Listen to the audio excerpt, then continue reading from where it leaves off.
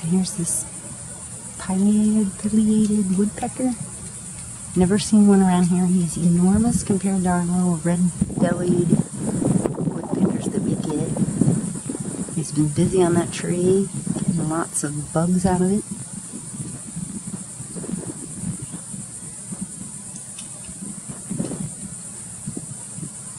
He's in the neighbor's yard, but I can still hear him pecking at that tree a little bit.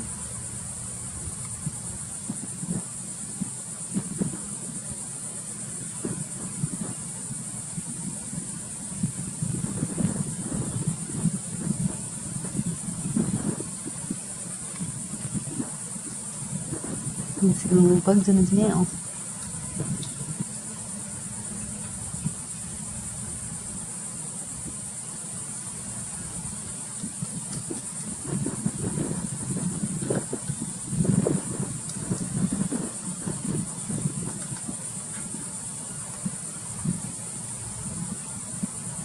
I don't know if it's his tongue or if it's bugs. I think it's his tongue.